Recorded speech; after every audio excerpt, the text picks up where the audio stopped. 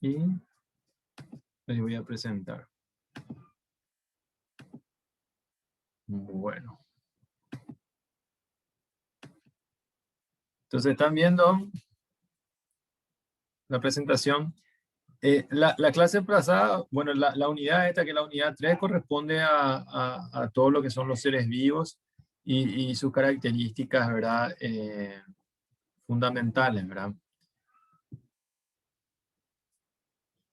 Entonces, la vez pasada, o la clase pasada, habíamos estado hablando de todo lo que son las características que sí o sí tienen los seres vivos y que lo diferencian de los seres inertes o de la materia inerte, ¿verdad? Como ser que los seres vivos tienen metabolismo, que los seres vivos nacen, crecen, se reproducen y mueren, y que los seres vivos tienen características como el movimiento, el crecimiento, la homeostasis, la irritabilidad, la reproducción, etcétera, etcétera. Bueno, ahora vamos a empezar a desglosar, vamos a decir, los distintos tipos de seres vivos existentes, ¿verdad? En la biosfera. En la biosfera que, como ustedes saben, es, eh, hablando mal y pronto, ¿verdad? Es la porción habitable, viviente, ¿verdad? De nuestro planeta, ¿verdad? Esa biosfera que es el nivel de organización mayor de los seres vivos, porque básicamente y justamente confluye a todos los seres vivos de la naturaleza, ¿verdad? Porque una biosfera, vamos a decir, que está conformado otra vez por los distintos ecosistemas terrestres, ecosistemas acuáticos, ecosistemas incluso aéreos o de la atmósfera, donde existen también formas de vida. Bueno, entonces, uno de los primeros tipos, vamos a decir, de seres vivos corresponden a los protozoarios, ¿verdad? A los protozoarios que se encuentran a través o componen, vamos a decir, el reino de los protistas, así como otros seres o microorganismos sencillos, como por ejemplo las bacterias, ¿verdad? Las bacterias, los protozoarios que corresponden o componen al reino de los protistas, que básicamente son los seres vivos más simples, más sencillos, y muchos de ellos incluso están conformados por una sola célula o son o unicelulares, ¿verdad? Los protozoarios son heterótrofos y la mayoría de ellos se mueven por medios de locomoción, ¿verdad? Así como los cilios, los flagelos, los pseudópodos, ¿verdad? Que son elementos estructurales celulares que tienen principalmente la función justamente de movimiento, ¿verdad? Que les permite a esos seres vivos poder desplazarse. Y en algunos casos incluso cumplir otras funciones, como por ejemplo los pseudópodos que le permiten englobar incluso ciertas sustancias, como por ejemplo algún que otro tipo de nutriente y otras sustancias que le permiten cumplir con sus actividades metabólicas correspondientes. ¿Alguien me puede dar un ejemplo de protozoario?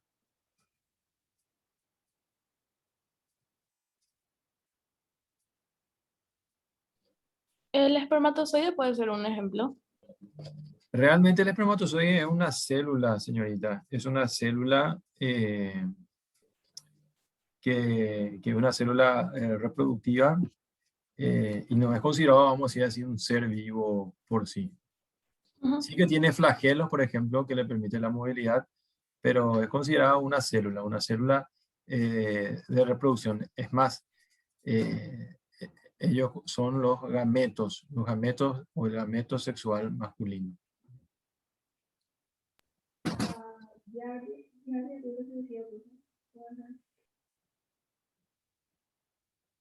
¿Algún otro ejemplo que alguien quiera dar?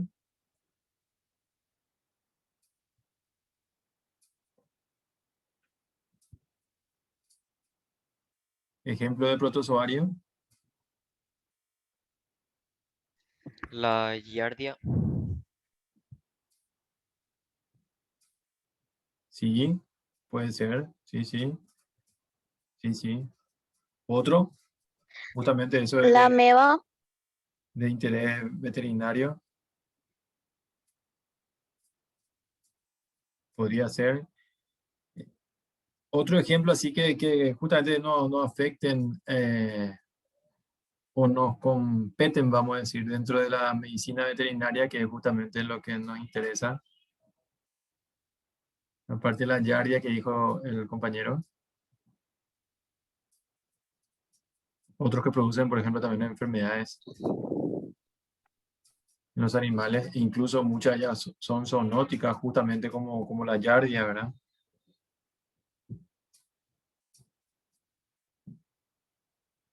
Sí, de hecho que los protozoarios, algunos son, o son considerados incluso eh, parásitos intracelulares, ¿verdad? Porque necesitan parasitar una célula para poder multiplicarse, replicarse. Trypanosoma cruzi, sí. Otro. la ameba puede ser. Podría ser, de hecho que le estoy preguntando si es que, o sea, de interés veterinario,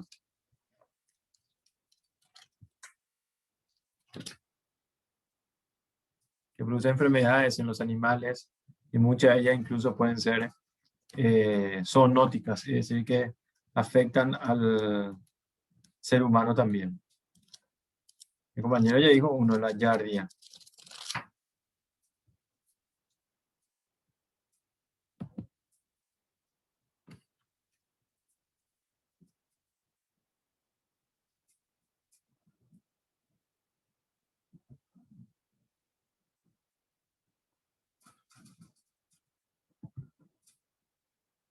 Aparte de la yardia,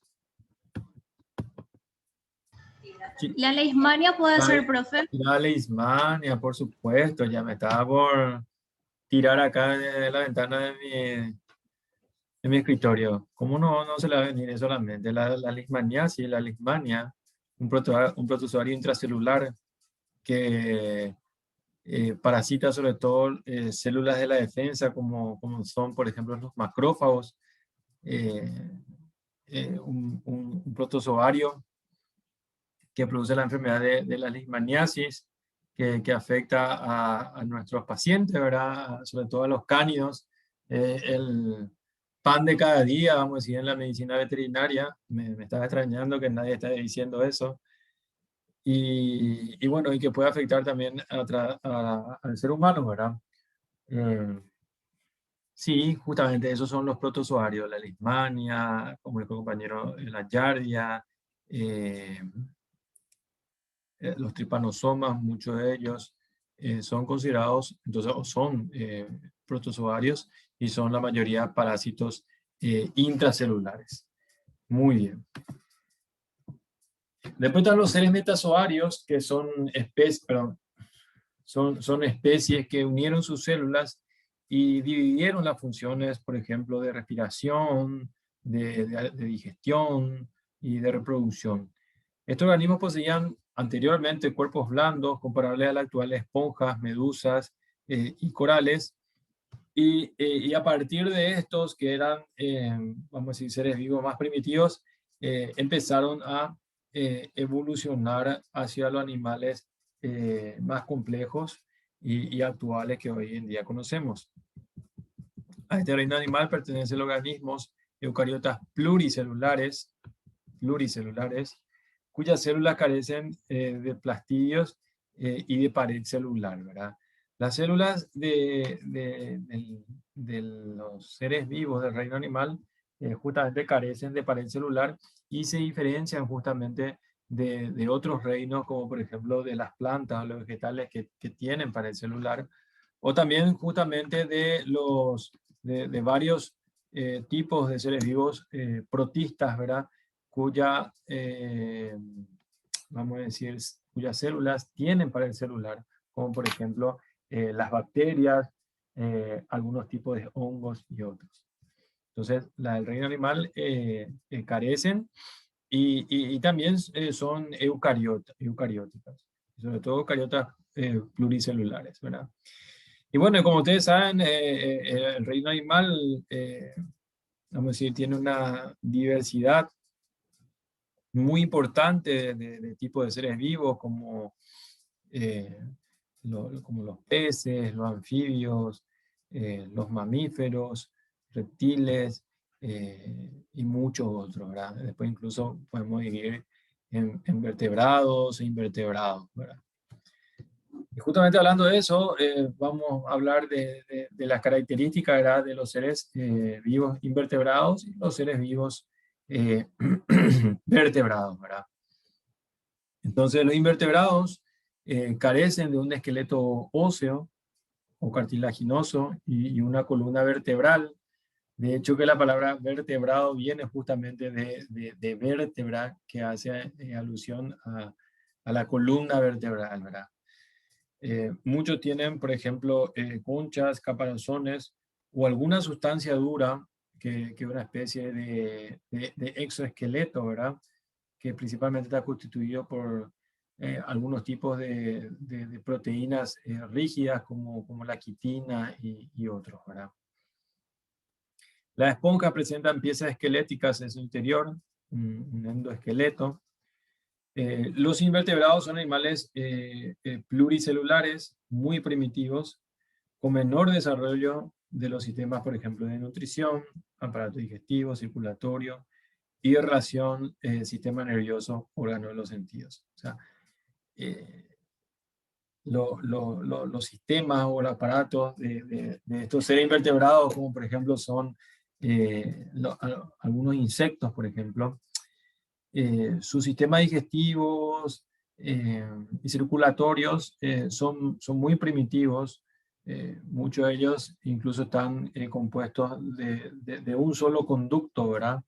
Por donde circula ciertos líquidos corporales, como por ejemplo la hemolinfa, y bueno, en el caso del sistema circulatorio. En el aparato respiratorio, el aparato digestivo, perdón, también está compuesto por órganos bastante rudimentarios. Y lo mismo el sistema nervioso y los órganos de los sentidos, que no están constituidos así por ejemplo, encéfalo, una médula espinal, sino que más bien está constituido por órganos receptores y ciertos esbozos, por decirlo así, de nervios, ¿verdad? Que son capaces de conducir ciertos impulsos nerviosos, pero mucho más rudimentarios y más primitivos que los vertebrados, ¿verdad? Y como ustedes saben, los vertebrados principalmente están compuestos, ¿verdad?, por los insectos, ¿verdad?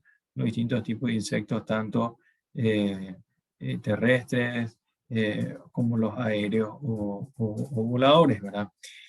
Y la principal rama de la biología que estudia, vamos a decir, a estos seres, sobre todo a los insectos, ¿cómo se llama? ¿Alguien me puede decir que estuvimos dando en la clase, que incluso ustedes hicieron la tarea o trabajo práctico?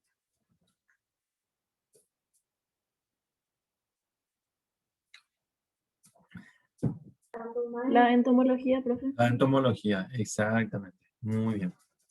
La rama de la biología que se ocupa del estudio de los insectos, ¿verdad? Y lo que de repente a nosotros más nos interesa como carrera de ciencia veterinaria, ¿verdad? Son justamente los vertebrados, ¿verdad?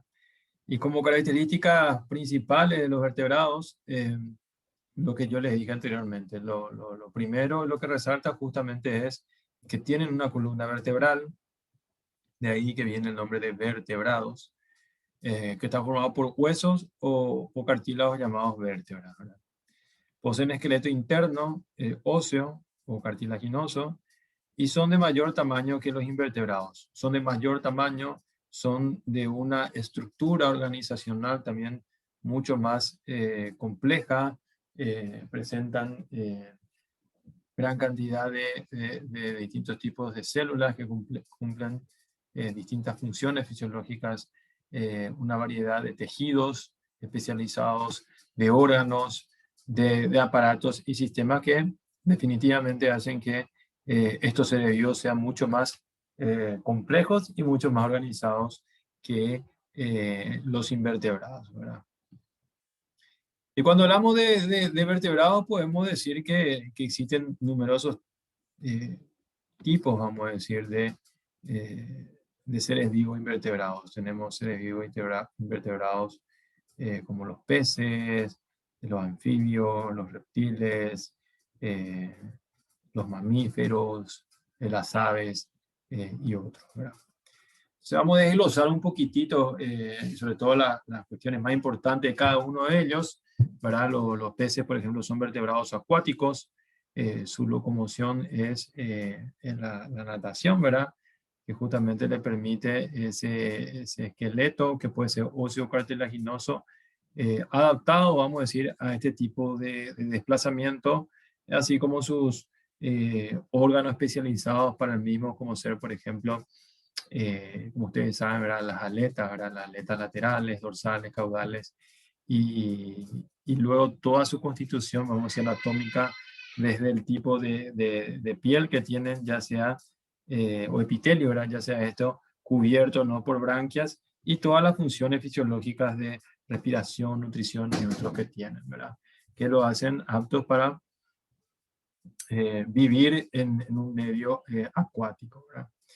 Bueno, tienen esqueleto óseo cartilaginoso, poseen aletas pares o impares para nadar, ¿verdad? Ojos siempre abiertos, sin párpados, dientes de varias filas en la boca, eso varía muchísimo, ¿verdad? Como ustedes saben, desde ciertas especies, como por ejemplo los bagres, como son, por ejemplo, hablando mal y pronto, ¿verdad? Y con el lenguaje y su nombre vulgar, vamos a decir, o común, como ser, por ejemplo, el mandillí, el tres puntos, el surubí, todos esos bagres del río Agua Dulce, que más que menos ya fue o es pescador, ¿verdad? Y saben que eso tienen unos dientes muy pequeñitos, ¿verdad? Que incluso parece que cierta parte de la cavidad bucal de esos peces está cubierto por una lámina así tipo de lija, ¿verdad? Hasta después lo que tienen dientes más prominentes, por ejemplo, como, y varias filas, ¿verdad? Como ser, por ejemplo, las pirañas, el dorado, y ni hablar, ¿verdad? De los grandes cazadores marinos, ¿verdad? Como los tiburones, las ballenas orcas y otros, ¿verdad?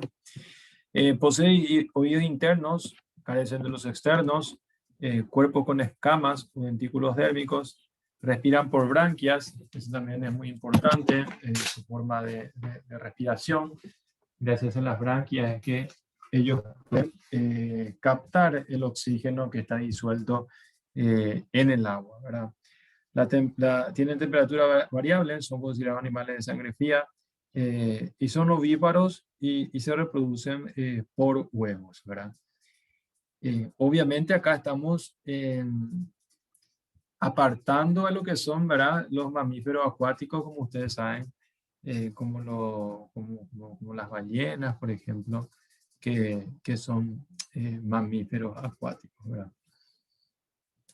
Aquí está diciendo que tienen esqueleto óseo cartilaginoso. ¿Qué me puede decir, por ejemplo, qué pez tiene un esqueleto cartilaginoso que ustedes conocen?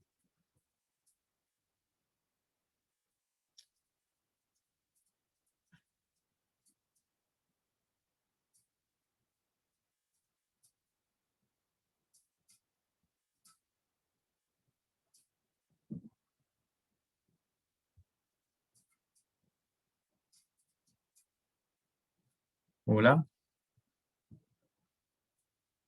¿Alguien me puede decir un ejemplo de un pez cartilaginoso?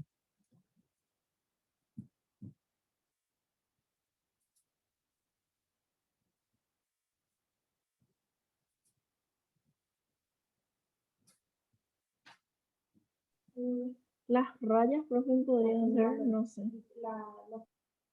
Sí, las rayas tanto de agua dulce, ¿verdad?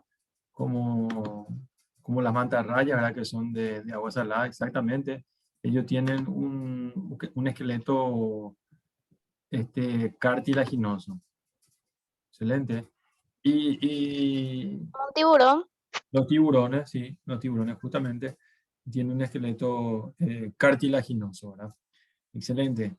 Y después tenemos los peces, vamos a decir, de esqueleto óseo, que son la gran mayoría, ¿verdad? Tanto marinos como de agua dulce, ¿verdad? La mayoría de nuestra especie de agua dulce, ¿verdad? A excepción justamente de la raya, ¿verdad? Que con la compañera son la mayoría de esqueleto óseo. Todos los bagres, el dorado, el surubí, el pacú, etcétera. La mayoría entonces son de una estructura, un esqueleto, vamos a decir, óseo, ¿verdad? Muy bien. Bueno, y la utilidad de los peces, ¿verdad? Ustedes saben, es una excelente fuente de proteína, ¿verdad? Para los seres humanos e incluso también, vamos a decir que proteína y otros principios nutritivos que provienen de los peces hoy en día se utilizan también eh, para, para el pienso o para la fabricación de balanceados eh, destinados, vamos a decir, a la alimentación animal. Si ustedes ven, por ejemplo, eh, los ingredientes de los balanceados, por ejemplo, por decirle, para perros, por ejemplo, para gatos, para mascotas, muchos de ellos ya vienen con este tema de los aceites omega 3, omega 6, o incluso de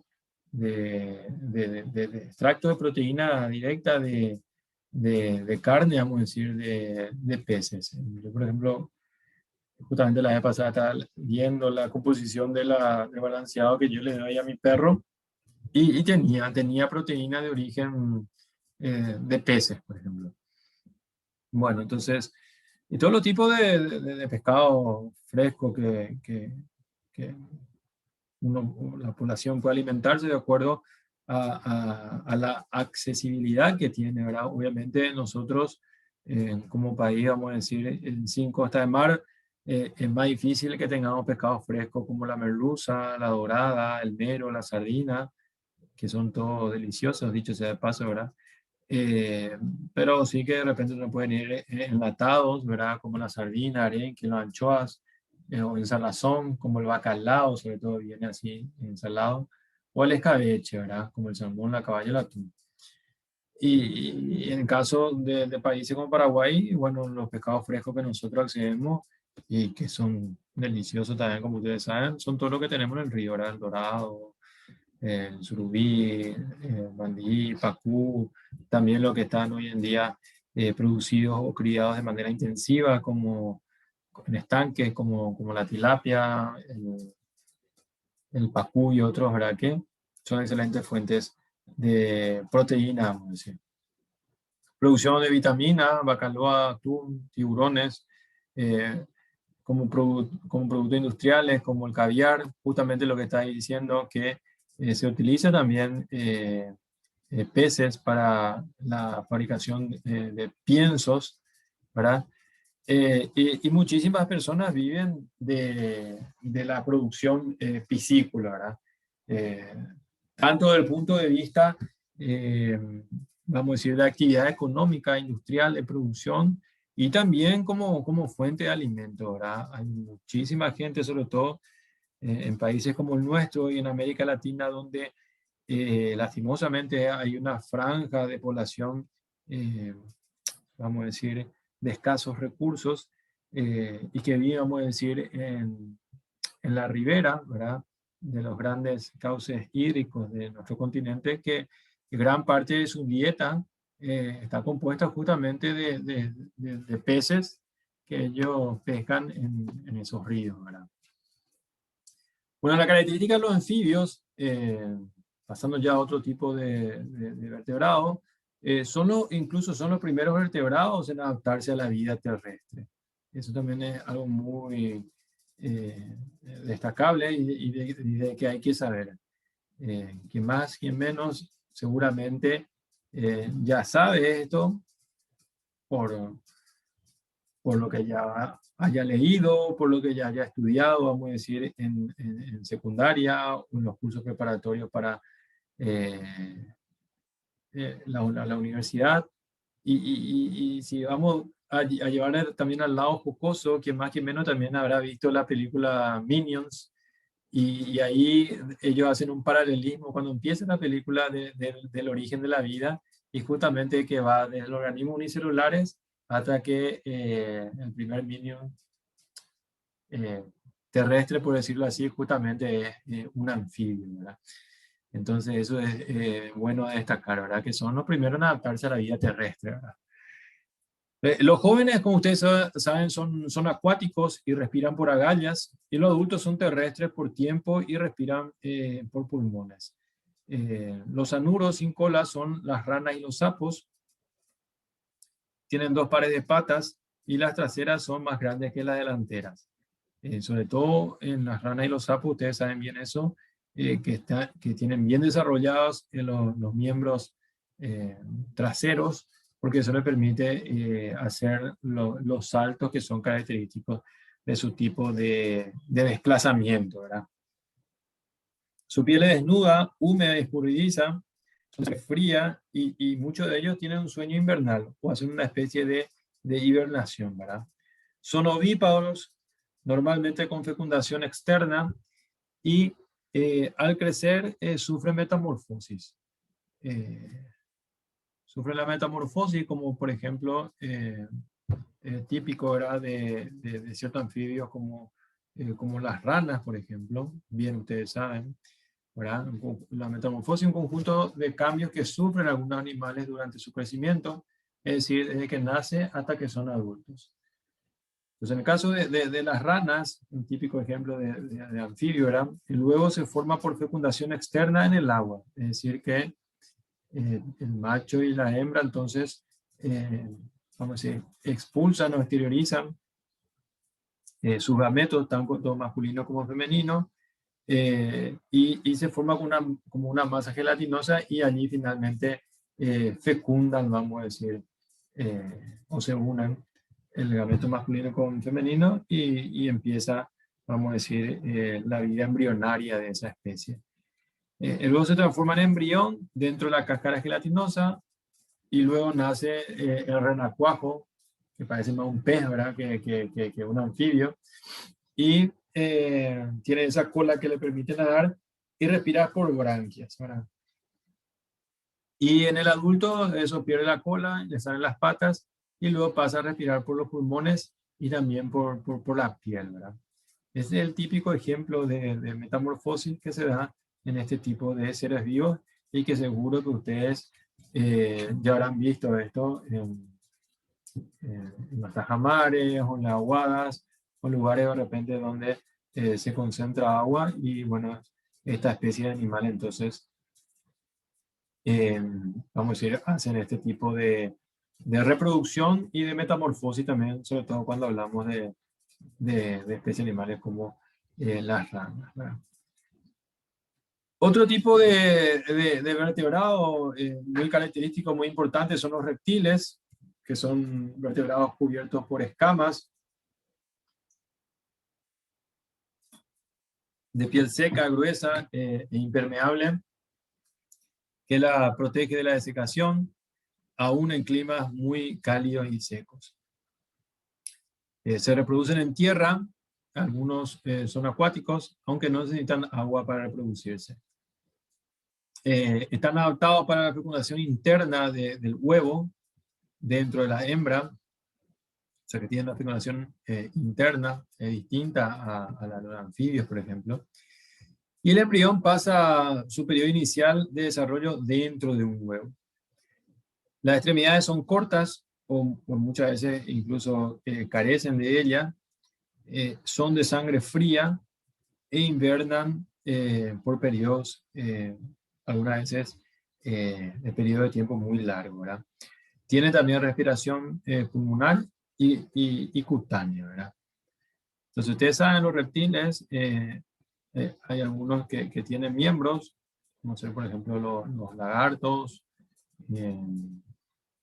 los cocodrilos, ¿verdad? Los caimanes, la familia de los cocodrilos, los caimanes, los reptiles. Y bueno, los que carecen de miembros y que tienen una manera peculiar de desplazamiento, como ustedes saben, son las serpientes que tienen sí una buena capa de tejido muscular, vamos a decir que prácticamente se encuentra distribuido a lo largo de todo el cuerpo del animal y que le permite tener esas contracciones rítmicas de manera tal a que pueda llevar a cabo este tipo de movimiento, ¿verdad?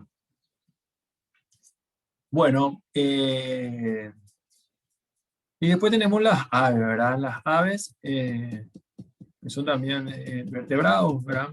Su cuerpo está cubierto de plumas, sus extremidades anteriores están modificadas, son alas justamente que le permite volar, aunque están las especies siempre en biología, eso siempre lo tienen que saber, que en biología siempre hay excepciones, ¿verdad? Y como ustedes saben, hay aves que no vuelan, ¿verdad?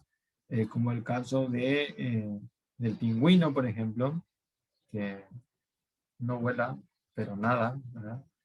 El avestruz, el ñandú, como quieran llamarlo, eh, y bueno, y hay otros más, ¿verdad? El esqueleto es muy ligero, pues sus huesos son huecos y pesan poco. Justamente eso le permite, junto a esta estructura anatómica que son las bolsas o sacos aéreos, le permite, vamos a decir, el vuelo justamente. Tienen huesos huecos, si ustedes comparan eh, un hueso de un pollo, por ejemplo, con un hueso de carne de una especie, por ejemplo, como la bovina o la porcina u otro, ven que el hueso del pollo es hueco, es esponjoso, es mucho más frágil, ¿verdad? Que el hueso mucho más compacto, mucho más rígido que el de las otras especies. Y justamente eso, con estas estructuras que se denominan sacos aéreos, que son membranas en las cuales, o sea, que son sacos de membranas, ¿verdad? Que están conectadas, vamos a decir, o interconectadas incluso con eh, vamos a decir, el sistema respiratorio del ave, y eso es en las aves que pueden volar, entonces se llena de aire y eso le permite o le facilita el vuelo, ¿verdad? Aparte de justamente eso, los huesos huecos que son mucho más ligeros. Son homeotermos, es decir, de temperatura constante, son de sangre caliente, son distintos, por ejemplo, a los anfibios, a los reptiles que sí son eh, como si fuera kilotermos o de sangre fría. Respiran por pulmones, poseen picos sin dientes que varían de unas aves a otras según su tipo de alimentación, ¿verdad? Tienen cloaca por donde ponen los huevos, ¿verdad? Entonces ahí tenemos las aves, ¿verdad? Que su cuerpo está cubierto por plumas, como ustedes saben, tienen órganos especializados como los sacos aéreos que le permiten volar. Luego los picos de distintos tipos, ¿verdad? Según el tipo de alimentación que van a tener y al hábitat también donde se encuentran. Tenemos estos picos bastante especializados de las aves de rapiña que les permite justamente cazar a sus animales y de repente incluso desprender porciones de sus presas como para poder alimentarse. Y después pasando por picos como por ejemplo las aves acuáticas que le permite recoger el alimento del medio donde se encuentran. Hay algunos que le permite tener estructuras o picos más largos como para poder acceder, por ejemplo, a corteza de árboles y otros para poder alimentarse de larvas. Y así tenemos un montón de tipos de picos. La Profe, una alimentación, duda. ¿cómo? Una duda. Sí. ¿Cómo puedes diferenciar en el ave cuando es macho o es hembra? Bueno, normalmente bueno, hay muchas formas, ¿verdad? Ya que le digo que no es mi especialidad, ¿verdad? Pero una de las formas, vamos a decir, fenotípicas, por fenotipo. ¿Saben lo que es un fenotipo? ¿Saben lo Sí, que, saben lo que es los fenotipo? caracteres externos. Externo, exactamente. Bueno, del punto, y genotípicos son caracteres internos o que están relacionados, vamos a decir, con la genética del animal, ¿verdad? Con la parte cromosómica. Una de las formas que ustedes tienen de distinguir rápidamente o que les puede ayudar a distinguir es justamente las características fenotípicas. Normalmente el macho tiene una coloración mucho más llamativa que la hembra, ¿verdad? Los machos de las aves son los que tienen esos colores tan lindos como el pavo real, como alguna especie de citáceo. Los patos silvestres, por ejemplo, normalmente los machos son los que tienen colores más vivos, como ese cuello verde y otras cosas. Y de repente también por su tamaño, ¿verdad? Normalmente los machos también son, normalmente, ¿verdad? La mayoría de las especies son más grandes que las hembras, ¿verdad? Luego ya vamos a decir que existen, ¿cómo se llaman los especialistas en las aves?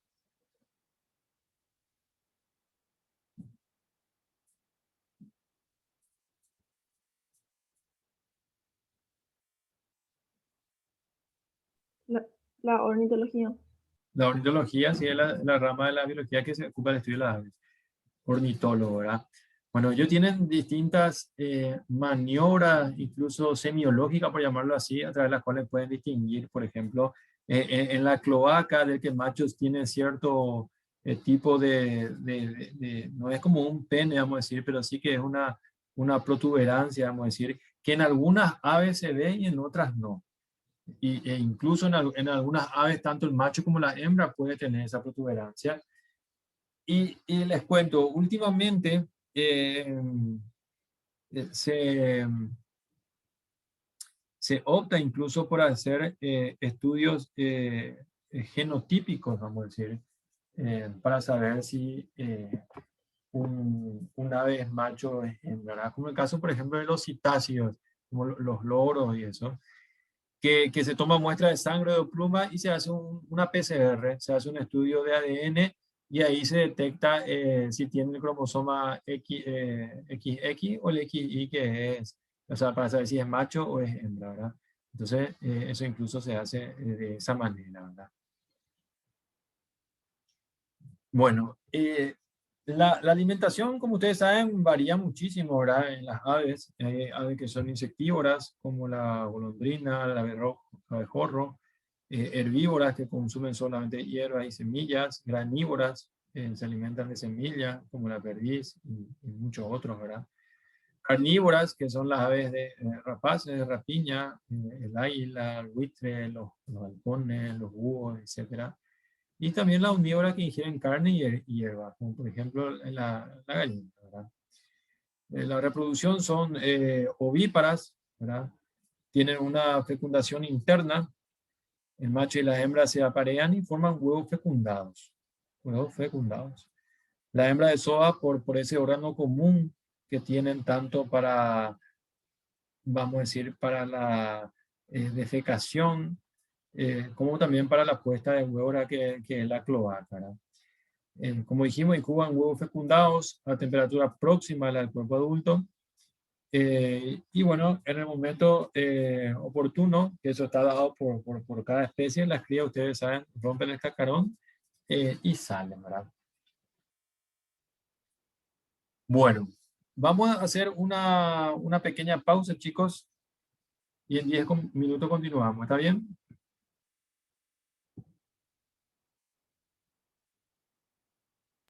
Sí, profe. Bueno.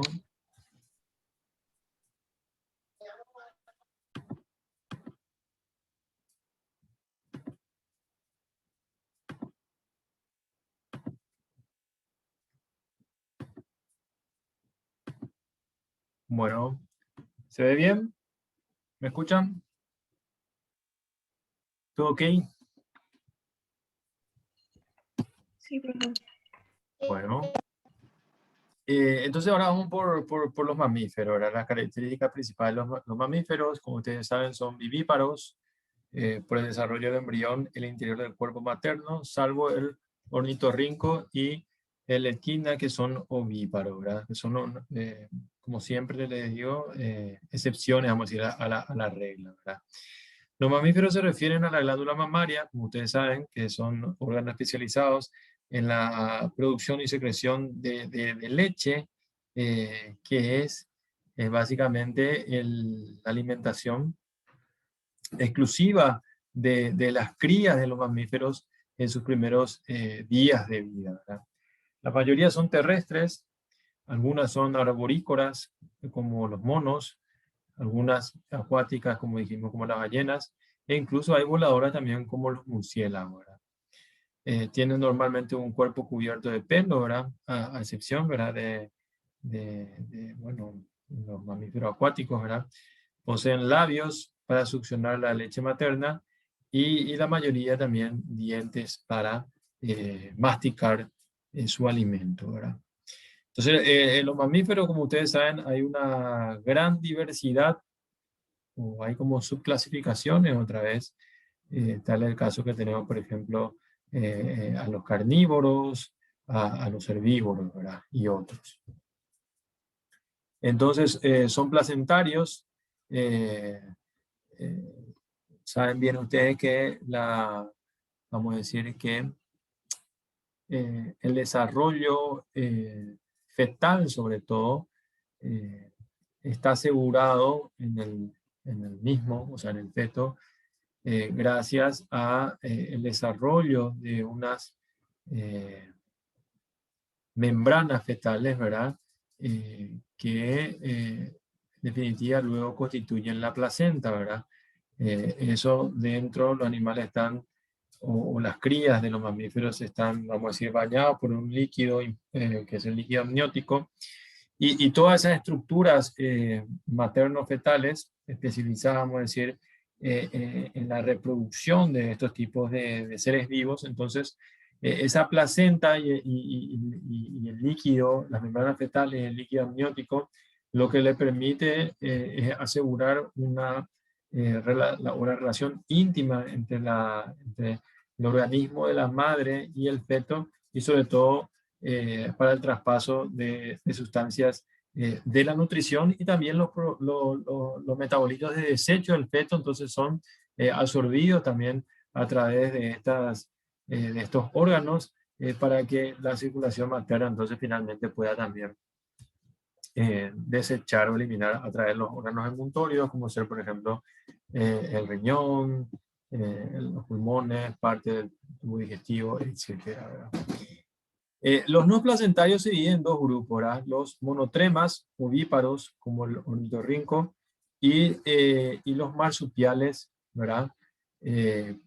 Como los canguros, con una bolsa marsupial donde la cría se desarrolla, ¿verdad? Otro tipo de animal, aparte de los canguros, que son también, o que tienen marsupio, ¿me pueden decir?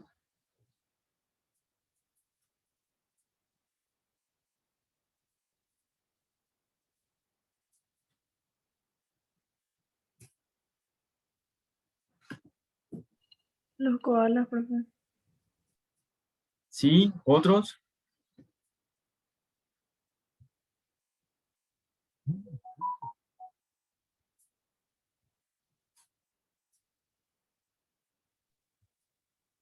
La Están estos zarigüeya. que... La zarigüeya, Los sí.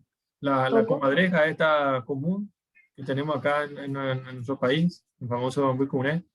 Esos también son marsupiales, ¿verdad? Que son como, son mamíferos, pero tienen ciertas características, ¿verdad? Que lo distingue, ¿verdad? De otros tipos de mamíferos. O sea, acá, como dice bien acá el texto, los placentarios de los no placentarios, ¿verdad? Los no placentarios son como, vamos a decir, animales que tienen otra de sus características muy particulares, vamos a decir, de reproducción, pero son mamíferos, en definitiva, son mamíferos. Las extremidades están convertidas en patas y que les sirven para desplazarse, ¿verdad? La mayoría, vamos a decir, son cuadrúpedos, aunque están también los que son, vamos a decir, de una estación un poco más bípeda, ¿verdad? Como son sobre todo los primates, ¿verdad? Aunque también pueden usar sus patas o sus miembros delanteros para desplazarse y para trepar árboles, etcétera, etcétera. Los acuáticos poseen aletas para nadar y salen a la superficie del agua para respirar, ¿verdad? Eso también ustedes bien lo saben, ¿verdad? Como ser las ballenas, ¿verdad? De que pueden aguantar, sí que gran cantidad de tiempo, ¿verdad? Incluso varios minutos dentro del agua sin respirar, pero sí que necesitan salir a la superficie para poder respirar. Sí.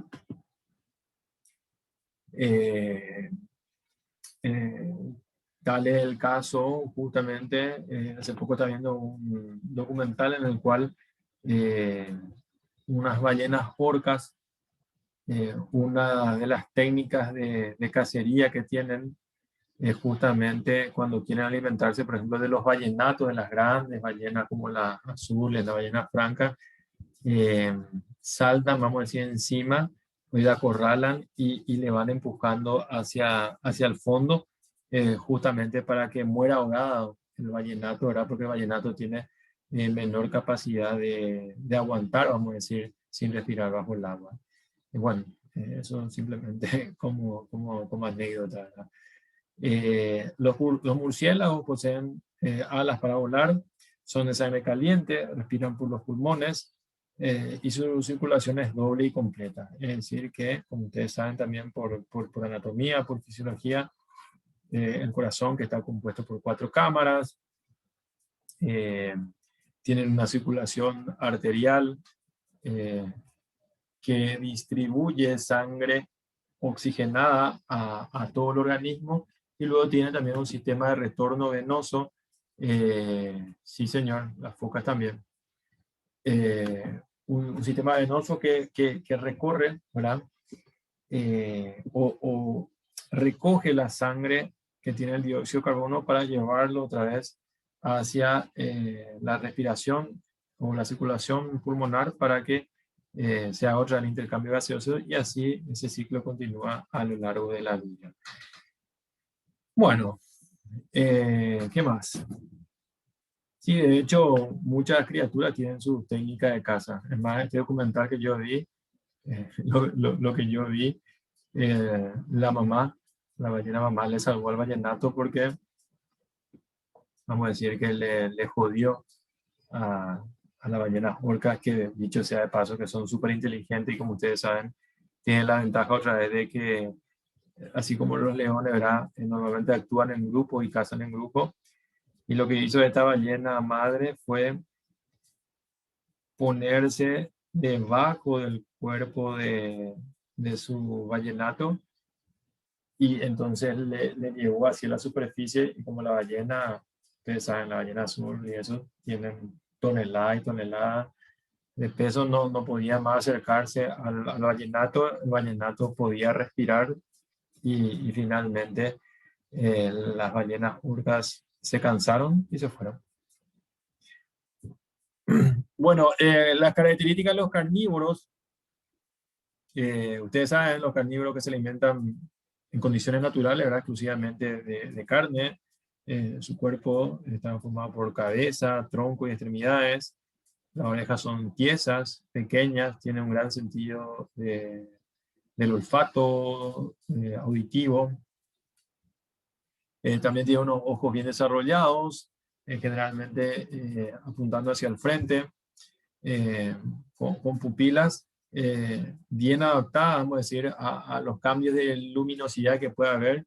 Y esto sobre todo lo tienen bien desarrollado definitivamente los felinos, ¿verdad?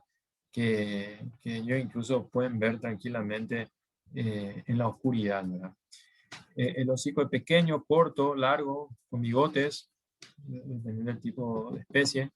La boca, que contiene dientes adaptados, vamos a decir, a el tipo de alimento justamente de los mismos.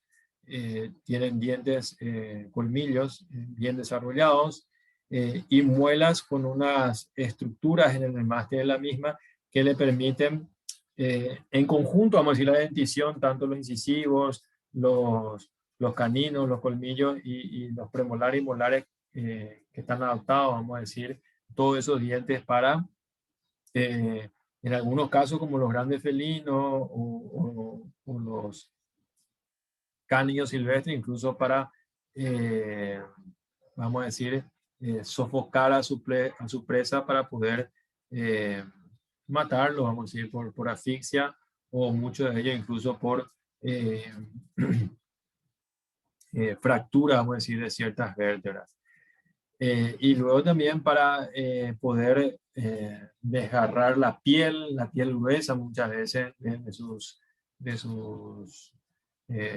presas, y luego también para desgarrar grandes trozos de carne, muchas veces incluso de estructuras óseas o también de vísceras, para que también puedan alimentarse de las mismas, ¿verdad? Las lenguas con puntitas para abrir las heridas, y también hay algunas estructuras, por ejemplo, como justamente los felinos, que como ustedes saben, tiene esa superficie mucosa de la lengua, sobre todo la externa, que se asemeja incluso a una lija, ¿verdad? Eso es importante para dos cosas: para poder acicalarse y limpiarse, vamos a decir, la superficie externa, y también que les permite facilitar, vamos a decir, la alimentación. El tronco es muy flexible y ágil. Las extremidades con 4 patas terminan en dedos, como una almohadilla plantar. Eso le asegura una marcha silenciosa, y uñas o garras curvas y retráctiles, sobre todo los felinos, que lo exteriorizan sobre todo al atacar o al defenderse, ¿verdad? Tiene una respiración pulmonar, un sistema circulatorio completo, son vivíparos, ¿verdad? Y aquí, como dijimos, tenemos ejemplos de los felinos, los grandes felinos, e incluso el felino doméstico, como ustedes saben, es el animal, vuelvo a repetir, doméstico, ¿verdad? O domesticado por el hombre, por el ser humano, que no ha perdido, vamos a decir, su instinto de cacería, ¿verdad? ¿Sí? Que más que menos que tenga gato, ustedes saben eso, que la mayoría son cazadores, cazan de todo, ¿verdad? Desde cucarachas, lagartijas, mariposas, hasta ratones, pajaritos, palomas, etcétera, etcétera. Eso porque conservan su instinto de cacería. Y bueno, después también los cánidos silvestres, como los lobos, los zorros, y bueno, alguna otra especie como osos, que como sobre todo el de la foto, ¿verdad? El oso polar, ¿verdad? De que es eminentemente carnívoro, no así otra especie de osos, ¿verdad? Como el oso pardo, que de repente puede ser omnívoro, ¿verdad? Porque se alimenta en ciertas estaciones del año. Cuando hay abundancia de salmones, por ejemplo, se alimenta de peces, y otras veces se alimenta también de raíces, de tubérculos, incluso puede llegar a ser carroñero. Y como ustedes saben, después el oso panda o el koala, que ustedes citaron también, que más bien son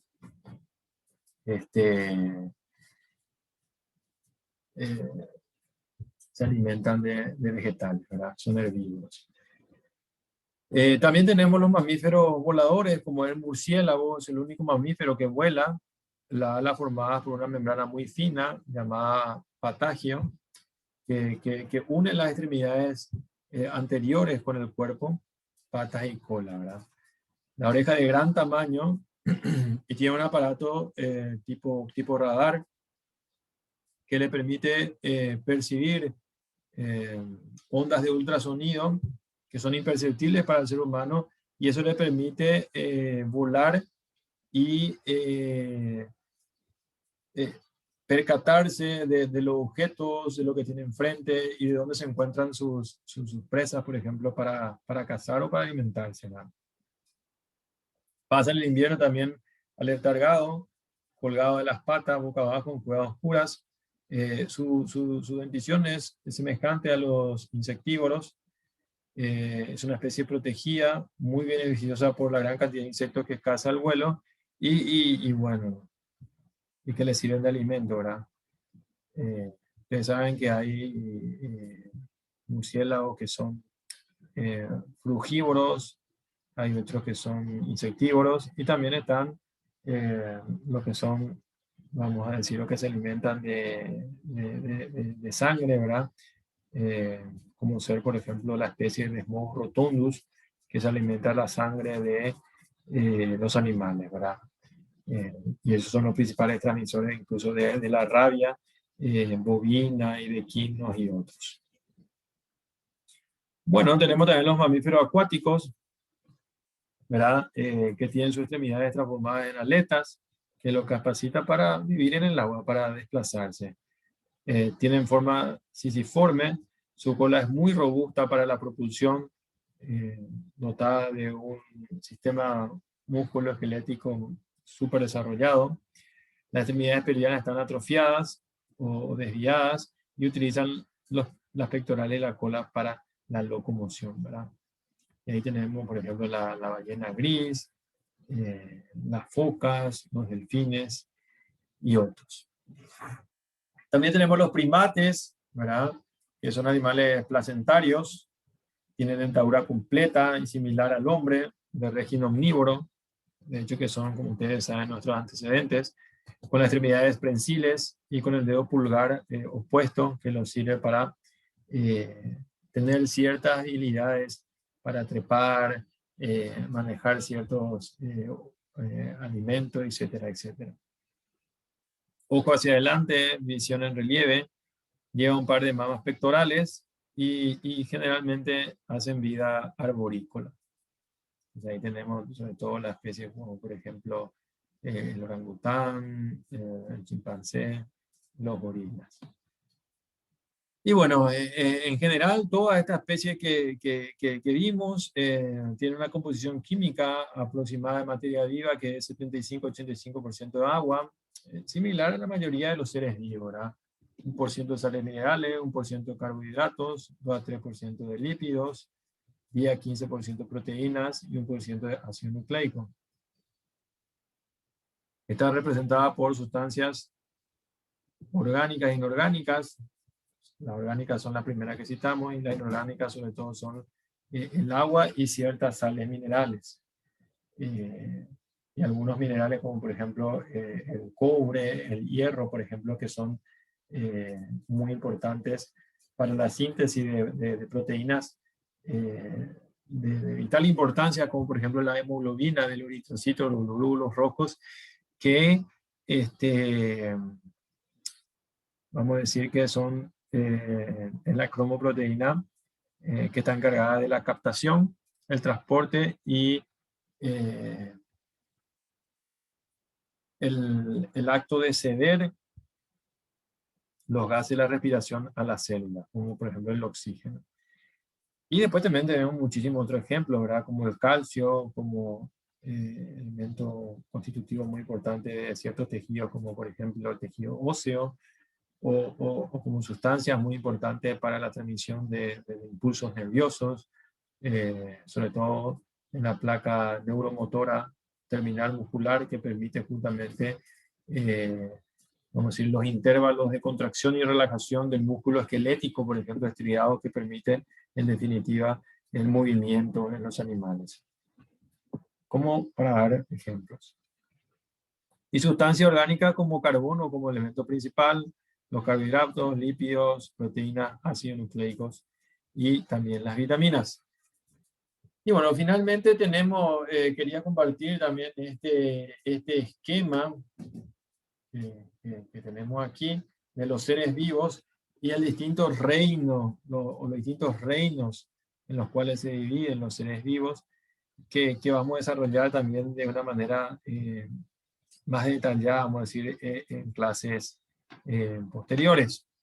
Tenemos el reino de las moneras, como las bacterias, el reino de los protistas, como las algas, los protozoos, el reino fungi o de los hongos. Tenemos los hongos superiores, las levaduras, los mohos, el reino vegetal y el reino animal, que en parte ya estuvimos desarrollando en la clase de hoy. Bueno. Los perros también son cazadores. Sí, hay algunos que sí son cazadores, pero en definitiva los felinos como el gato doméstico son los que conservaron el instinto